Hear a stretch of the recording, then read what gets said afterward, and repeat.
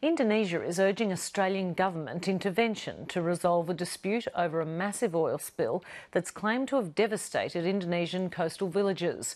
It's been more than 5 years since Australia's Montara oil rig blew its wellhead, spilling millions of gallons of crude into the Timor Sea. Coastal communities in Indonesia have reported significant damage to their fish stocks and livelihoods, but they want a proper study into the impacts.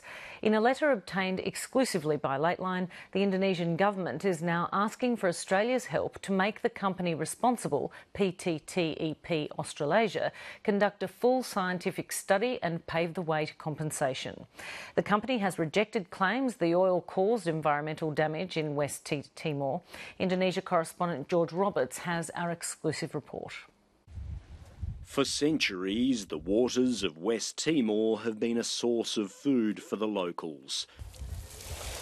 In recent years, the discovery of so-called green gold gave fortune to the islanders too.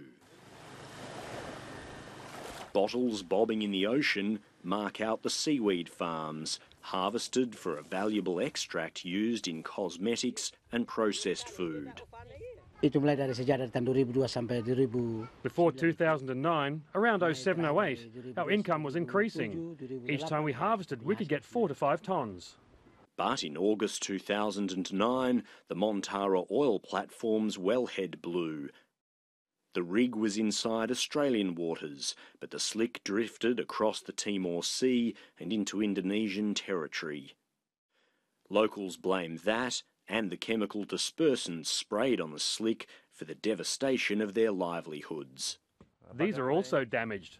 All of them are sick. Seaweed crops have started to recover, but their growth is stunted and it's contaminated with a strange white substance. We can still earn money, but not much. The money is small. We can only get 500,000 to 1 million rupees per month. It's not enough. That's about $50 to $100 a month for a labour and time-intensive industry. So-called seedlings, or offcuts, are tied to rope runners and planted back in the ocean. When the currents come from the direction of the Montara oil field, the water becomes itchy. At the time of the spill, an Australian fisheries expert, Richard Mounsey, was working in the area. When I jumped in the water to have a snorkel and to look around at the fish and the corals, it was like jumping into foggy water. It was all milky, and I hadn't seen that, and I'd been in East Timor, off and on for the last 8 years. The biggest problem was the fish vanished. I don't know where they went. I didn't see them all dead all over the beaches. We saw a few dead on the beaches, and a couple of weeks later we saw, a few dead dolphins, not many, but a few. And, the biggest thing we saw was a blue whale dead on the beach. Far away on the Californian coast is Dr. Bob Spies, an expert on oil spills and ocean ecosystems. He advised on the clean-up after the Exxon Valdez and the Gulf of Mexico spills and has looked into the Montara slick. This is a map of the Timor Sea north of Australia, between Australia and Indonesia. So about 20% of the spill, I'd estimate, from this image is north of the Australian waters and then Indonesian waters. He says the effect on Indonesia needs serious investigation. Without a good study, we don't really know how it stacks up against the Gulf of Mexico BP spill or the Gulf of Alaska Exxon Valdez spill. Dr. Spies says smaller spills can have bigger impacts depending on local marine diversity. It could have had a big impact, yeah. It could have been similar to the Gulf of Mexico. In fact, the environments are not that dissimilar. I've seen the oil on the bottom. I've dived out there and on the other side of Timor, Indonesian waters, and seen the goo that looks like yellow treacle in pockets caught in the coral reefs. Now, I've seen that and I've touched it, so it's there and it's not very deep water. Without proper scientific analysis, it's impossible to prove or disprove whether the Montara oil spill caused the problems claimed by the communities along this coast. It's politics that's prevented a full investigation.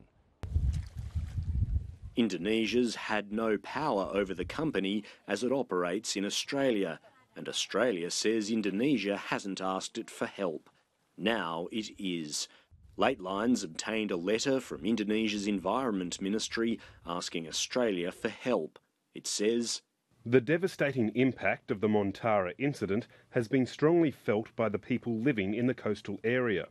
Efforts to obtain appropriate compensation from the responsible parties have proven to be difficult. It is highly appreciated if your government could encourage PTTEP Australasia to conduct a scientific study to determine the social, economic and environmental impact of the Montara oil spills in Indonesian waters."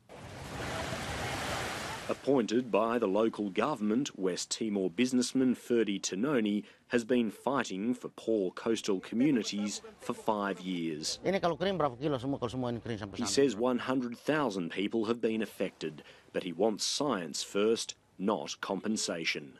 If there is nothing happening out here, why should they afraid to do or to conduct the study? This is only a simple question. Armed with the central government's backing, Ferdi Tanoni says there's no excuse now for inaction. He's heading to Canberra, hoping once and for all to get support for small island communities who depend on the sea. George Roberts, Lateline. And a statement tonight from PTTEP Australasia said it is aware of the claims that the 2009 Montara incident negatively impacted on West Timorese fishing and seaweed farming communities. To date, the company says it's not received any credible evidence that oil from Montara caused damage to the environment in West Timor. And a spokesperson for the Department of Foreign Affairs says the Indonesian government has also written to the Australian Maritime Safety Authority seeking information and assistance in relation to the settlement of claims arising from the Montara oil spill. The above statements will be on our website, where you can also read the full letter from the Indonesian Environment Minister to the Australian Ambassador in Indonesia.